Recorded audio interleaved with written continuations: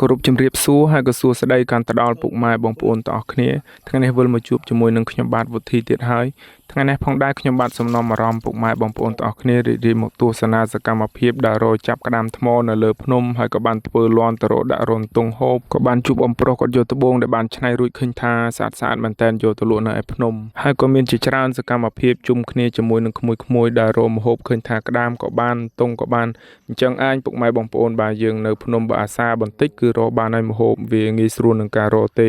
ហើយលើមិនអោយខាតពេលវេលាយូរខ្ញុំក៏សូមនាំអារម្មណ៍ពុកម៉ែបងប្អូនទាំងអស់គ្នារីករាយតាមខ្ញុំទៅទស្សនាសកម្មភាពវីដេអូពេញទាំងអស់គ្នាបាទចាប់ផ្ដើមនៅក្បាលវីដេអូខ្ញុំក៏យកស៊ូខ្ញុំទៅបដូរប្រេងបាតមកកំប៉ុងព្រោះអីយូរឲ្យដែរខ្ញុំមិនដែលបដូរឲ្យគ្នាហើយប្រដាប់ធាក់ខ្ញុំនេះបាទវាធាក់ទៅចេះតែកន្លាច់ជើងដល់អញ្ចឹងទៅក៏សម្រេចថាបដូរវាមួយដែរទៅកុំឲ្យពិបាកធាក់ពេកតែប៉ុណ្នេះមកស្រួលហើយឡើងនឹងកន្លាច់ធាក់ជើងលបកស្បែកលបកអីទៀតហើយធ្វើដំណើរទៅថ្ងៃនេះខ្ញុំធ្វើដំណើរពីសដានកំពង់ធំឆ្ពោះទៅភ្នំជីហើយជូនបងថែវទៅផ្ទះផងហើយខ្ញុំហួសទៅភ្នំធ្វើដំណើរប្រហែលជា1ម៉ោងជាងមកដល់ភូមិក្រាំងកគៀដល់ភ្នំជីខ្ញុំក៏ឆ្លៀតចូលទិញអាតយោនេះធ្វើលាន់ដាក់អន្ទង់ហើយពឹងគាត់ឲ្យស្រេចព្រោះអីយើងអត់មានអាណា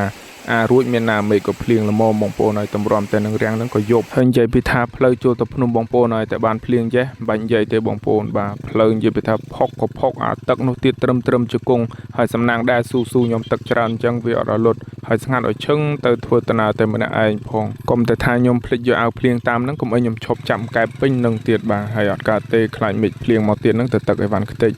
ហើយលើក៏កាត់មកដល់ពេលព្រឹកគាត់ក៏បានមាសយកមកដុតល្មមបងប្អូនបាទហើយក៏សួរគាត់ថាបូមប្រហែលថ្ងៃបានមាសប៉ុណ្ណឹងគាត់ថា4នាក់6ថ្ងៃហើយអស់ប្រេងឡើង5កានហើយបានមាសប៉ុណ្ណឹងបងប្អូនបាទចាំមើលថាដុតទៅយកទៅថ្លឹងបានមាសហ្នឹងប្រហែលដែរហើយក៏មានបងប្អូនខ្លះក៏អាសាសួរខ្ញុំថាឥឡូវត្រូវប៉ាន់ហើយណោះបានទៅបូមមាសអីឃើញមាសទាំងគ្រាប់តែក៏ពិតគាត់អត់ដឹងទេបូមនេះបានតែសល់មកតិចតួចមកហូបនឹងពេលខ្លះទៅក៏ខាតក៏មានដែរបងប្អូនបាទហើយខ្ញុំក៏មិនមែនបានចុះបូមរហូតដែរយូរចូលទៅលេងគាត់ម្ដងទៅក៏បានជួយគាត់មួយថ្ងៃពីរថ្ងៃអញ្ចឹងទៅហើយនេះមាសយើងដុតបានប៉ុណ្ណេះបងប្អូនបាទចាំមើលថាយកទៅថ្លឹងទៅបានប្រមាណបងប្អូនហើយភ្លេចនិយាយរឿងម៉ាស៊ីនបងប្អូនបាទបើម៉ាស៊ីនថ្មីគ្រាន់តែបើថាម៉ាស៊ីនចាស់ងាកខូចហ្នឹងយូរជួសជុលតែម៉ាស៊ីនក៏អត់ចំណេញដែរបងប្អូនហើយនេះមាសយើងយកមកថ្លឹងបានមួយជីកន្លះបងប្អូនបាទយើងគុណនឹង1លាន40មួយជីមើលគាត់ដុតមាសរួចរាល់ហើយខ្ញុំក៏សេរីទៅរកមើលកានណាចាស់មានបែកអញ្ចឹងទៅយកមកកាត់ធ្វើប្រឹសដាក់លាន់បងប្អូនបាទហើយធ្វើបន្តិចអាគោនេះវាឆ្ងល់វាបងប្អូនបាទមកមើលនៅហ្នឹងរុញក៏មិនចេញអីក៏មិនចេញនិយាយរួមទៅឈរគោហ្មងនិយាយរឿងក្បាលរុញអាម៉េចក៏មិនចេញពិបាកនិយាយគ្នាមែនតែម្ដងបងប្អូនហើយបាទគោដូចគោអញ្ចឹងយ៉ាប់និយាយគ្នាមែនអូពីនេះរឿងក្បាលវើចង់ជួលលាន់មែនណាលាន់នេះគេធ្វើដាក់ទង់មែនដាក់គោឲ្យមើលឲ្យហើយទៅលឿនទៅដោយតែពុកម៉ែបងប្អូនបានឃើញឲ្យបាទតទៅអូចេះបានចេញទៅរឹងមែនតែម្ដងហើយឥឡូវយើងងាកមកការធ្វើលាន់វិញបងប្អូនបាទហើយខ្ញុំនេះជាលើកដំបូងដែរមិនសូវជំនាញដែរទេបងប្អូនហើយឃើញលាន់ចាស់គាត់ធ្វើទៅក៏ធ្វើតាមគាត់ហើយលាន់ពួកគាត់ទូចទេអានេះខ្ញុំកោះចេះកុំឲ្យវាក្រើមខ្លាញ់ទុងចូលទៅវាកើលទៅវាអត់ចូលហើយនិយាយពីខ្ញុំវិញបាទបើនៅតំបន់មានត្រីមានក្តាមមានទុងមានកែបអីចឹងនៅមិនសុខទេពុកម៉ែបងប្អូនហើយបាទត្រូវតែកែច្នៃធ្វើរបស់នេះនោះទៅរកឲ្យបានមកហូបនិយាយរួមទៅនៅទនេមិនសុខតែម្ដងបើអត់មានទៅចេះតែអង្គុយស្ងៀមខ្លះ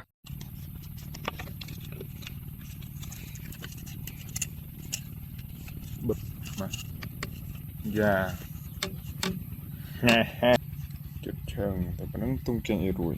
តែពេលនេះរួចរាល់បាត់ហើយបងប្អូនបាទខាងប្រើសយើងចងខ្សែកស៊ូដែលទៅកុំឲ្យវាលបោតហើយខាងកតុយនេះយើងដាក់ស្បៃចងចេះទៅរួចបាត់ហើយនុយខ្ញុំប្រើនុយដីជាមួយនឹងក្តាមបុកដាក់លាយជាមួយគ្នាយកទៅដាក់បងប្អូនបាទធ្វើលាន់រួចរាល់ហើយខ្ញុំក៏ដើរទៅមើលបងប្អូនគាត់ជុំគ្នាក្រោយពីម៉ោងការងារជុំគ្នាលេងបាល់ហើយអមទៅជាមួយនឹងទេសភាពព្រៃភ្នំមើលទៅឃើញថាអេមែនតានបងប្អូនបាទហើយឃើញអញ្ចឹងខ្ញុំក៏ចង់ចូលទៅលេងដែរតែអត់មានគីឡូលេងជាមួយខ្ញុំទេពួកគាត់បាទមើលទៅលេងគីឡូប៉ុណ្ណឹងឲ្យលេងនឹងខ្ញុំមិនបានបើគីឡូពួកគាត់សិតតែលើសគីឡូខ្ញុំទៅហើយដល់អញ្ចឹងទៅខ្ញុំក៏សម្រេចថានាំមកក្មួយទៅដាក់លាន់វិញហើយឡែតែអង្គុយមើលពួកគាត់បេះនឹងភ្លេចលាន់យើងធ្វើរួចដាក់នុយដាក់អីរួចហើយមិនតាន់បានមកដាក់ហើយកន្លែងយើងដាក់ក៏មិនមានឆ្ងាយណាក្រៅពីផ្ទះប្រហែលដែរបងប្អូនបាទដើរប្រហែលជា500ម៉ែត្រ1គីឡូដីហ្នឹងយើងមានកន្លែងដាក់ហើយមកដាក់ថ្ងៃហ្នឹងលាន់មានតែ5ទេមិនដឹងថាភាគរយបាននឹងអាម៉េចអាម៉ានតាន់ដឹងទេបងប្អូនហើយមិនដឹងថាវាចូលឬក៏មិនចូលដែរបើយើងទឹកថ្មីថ្មោងដែរធ្វើលាន់ ធ្លាប់ដាក់លាន់តែមិនធ្លាប់ធ្វើលាន់ប្រភេទ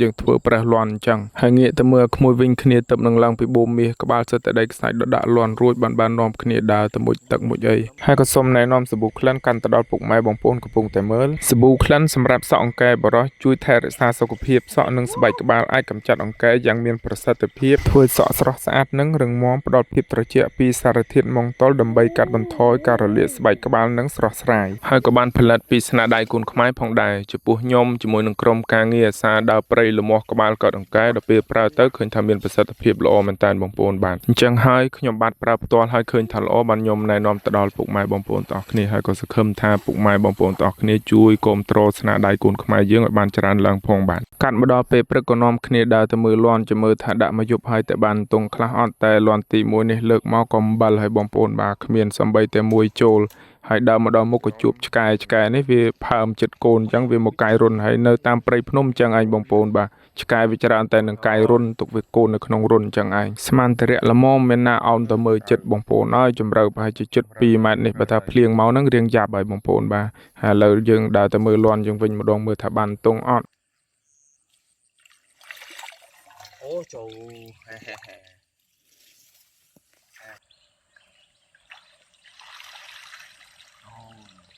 ម៉ាន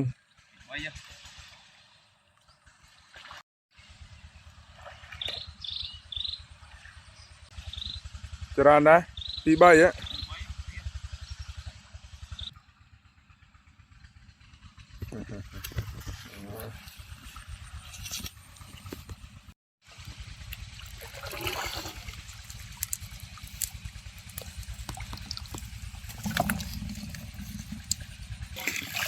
យ៉ា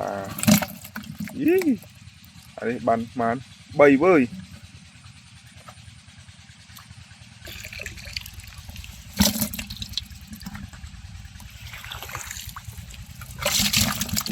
ចំអាបិតគូតបានរៀងត្រឹសសរុបលទ្ធផលឃើញថាបានច្រើនដែរតើបងប្អូនបាទលើកដំបូងប៉ុណ្នេះជោគជ័យហើយលាន់យើងនៅនុយឡើយយើងដាក់ចុះទៀតទៅហើយយើងយកមកចម្អិនម្ហូបមកតែប៉ុណ្នេះគ្រាន់ជុំគ្នាហូបហើយបូកផ្សំជាមួយនឹងកែបអាកុយវាទៅចាប់ពីយប់បាន2ទៀតតែប៉ុណ្្នឹងមែនណា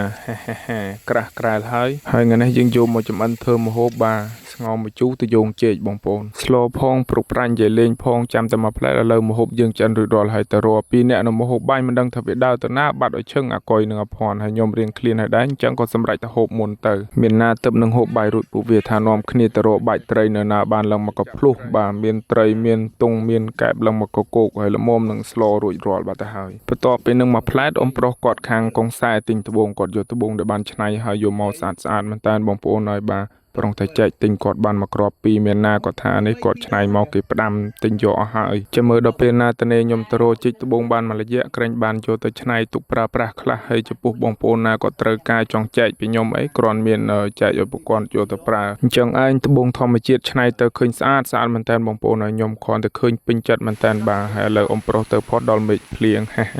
មេឃភ្លៀងរួចខ្ញុំក៏មិនដឹងថានាំគ្នាធ្វើអីបើភ្លៀងចេះក៏នាំគ្នាសម្រេចថាពេលយប់ដើរទៅរកចាប់ក្តាមចំណាំមើលដូចទៅរាល់ដងតែមានភ្លៀងធំអញ្ចឹងទៅរកដងតែបានតែក្តាមសបោវាចេញបាទហើយគ្រាន់តែមកដល់ភ្លៀងចេញតន់ផុតមាត់ផងកៅឆាយឡើងមកប៉ុណ្ណាណៃបងប្អូនហើយក្តាមនេះរៀងយ៉ាប់បន្តិចយើងចាប់តែថាវាគៀបហើយមិនងាយឡើងទេហើយចំពោះប្រភេទក្តាមថ្មនេះវាមាននៅតែតាមលើភ្នំទេបងប្អូនបាទហើយឬក៏តាមតំបន់គៀកភ្នំនៅតាមជើងភ្នំអីវាអាចមានដែរហើយសបោមែនតើឲ្យតែមេឃភ្លៀងអញ្ចឹងអាណាធំប្រប៉ិនមេជើងឡើងហ្នឹងពួកខ្ញុំចាប់យកហើយបើនិយាយពីទឹកវិញបងប្អូនបាទឡើងថ្លាឆ្វង់ភ្លៀងប្រហែលជាជិត1ម៉ោងដែរទឹកអត់មានល្អក់ទៅណាទេយ៉ាវ៉ាវអូវ៉ាវនេះអូវ៉ាវបានដើរណា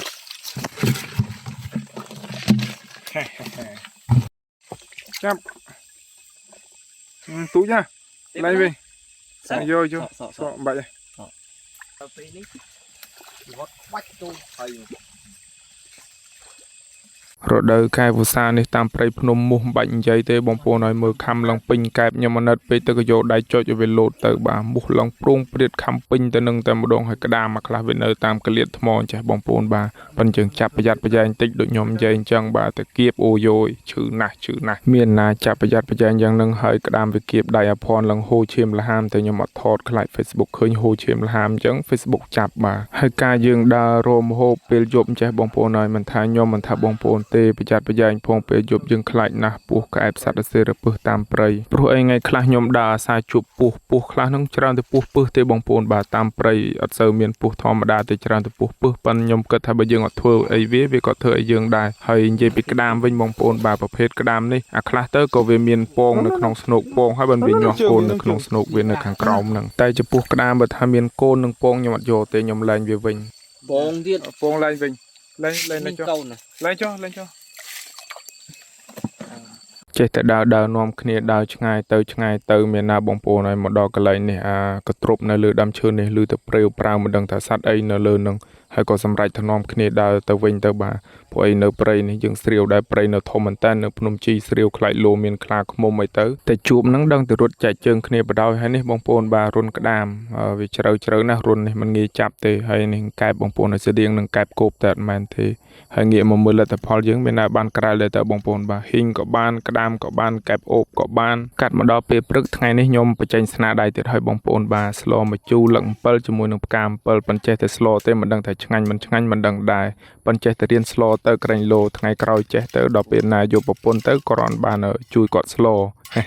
បាទហើយចំពោះសកម្មភាពវីដេអូខ្ញុំបាទថ្ងៃនេះក៏ឈានមកដល់ទីបញ្ចប់ដែរហើយក៏សូមអរគុណកាន់ទៅដល់ពុកម៉ែបងប្អូនទាំងអស់គ្នាដែលតែងតែចំណាយពេលវេលាដ៏មានតម្លៃមកទស្សនានិងតាមដានវីដេអូខ្ញុំបាទបាយបាយពុកម៉ែបងប្អូនទាំងអស់គ្នាបាទជួបគ្នានៅសកម្មភាពវីដេអូក្រោយទាំងអស់គ្នា